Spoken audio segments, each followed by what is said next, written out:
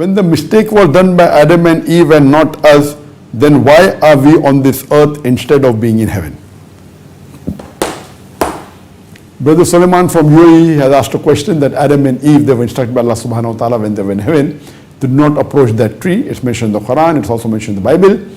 But the Satan deceived them and they ate from that tree and Allah sent them on the earth. But the brother said that, Allah cursed them and all of us are here, we should have been in heaven. I think the brother is confusing between the story of the Bible and the Quran. This incident is mentioned in the Quran as well as the Bible. Overall, it is similar, but if you analyze, there's a great difference between both these stories. According to the Bible, the incident is the same. In the Quran and the Bible, it's mentioned that Allah told Adam and Eve, peace be upon them, that not to approach that tree. But in the Bible it says, in Bible and Quran both it says that the Satan tempted them. But in Bible it says then Eve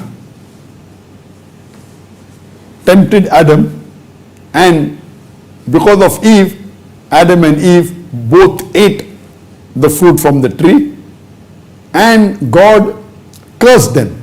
As mentioned in Genesis chapter number 3, that Almighty God says, you woman, you shall bear labor pains and bear birth in pain. So in the Bible, pregnancy is a curse. This is the details of the Bible. And the full blame is put on the woman, that is Eve. And then it says that every human being is born in sin, because Eve tempted Adam to eat the fruit and both of them ate fruit. Allah curses them, they came on this heaven and they came from heaven onto the earth, and because of that every human being is born in sin. Now in the Quran there is a world of a difference. Outline is the same.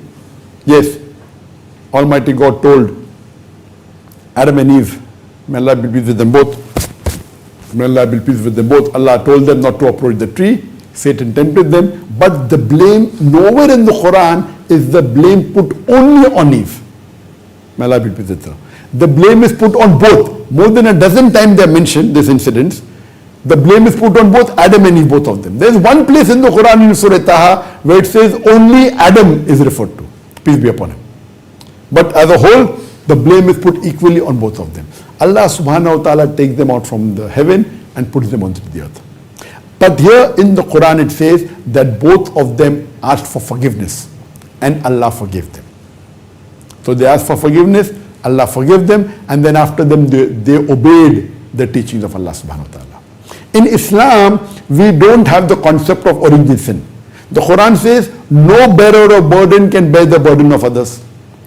That means just because Adam and Eve made a mistake, we are not born in sin. It's wrong. That is the concept of the Bible.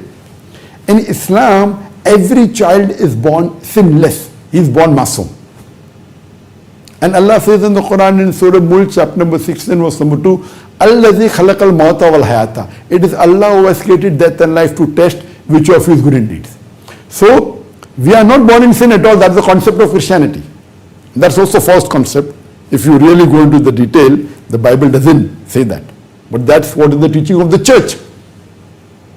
What the Bible says in Ezekiel chapter number 18 verse number 20, the soul that sins shall die. The iniquity of the father shall not be, the iniquity of the father shall not be on the son.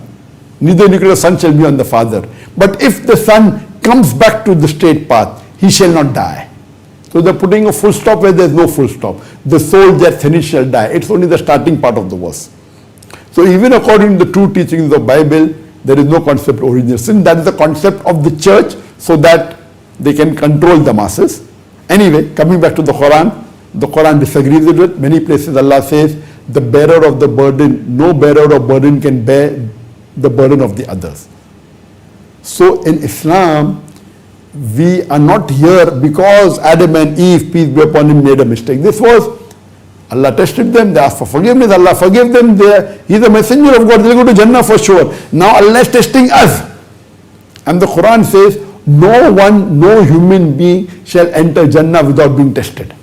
And Allah says in several places, Allah will test you with fear, with hunger, with the loss of life. Surah Baqarah chapter 2 verse 155, Allah will test you with your children, with your wealth. This is the test.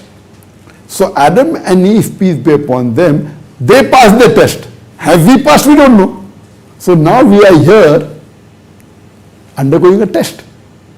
So to say that if Adam and Eve wouldn't have approached the tree, wouldn't have come here, is totally wrong. This is Allah subhanahu wa ta'ala's way of testing. Allah wants to test us. How would He have tested us? We don't know. We will be tested for sure. Without being tested, we cannot go to Jannah. This is one of the ways. So when we are born sinless. Allah has given the guidance. Now He has sent the last and final messenger. We have to follow the guidance given in the Quran, the Sahih Hadith.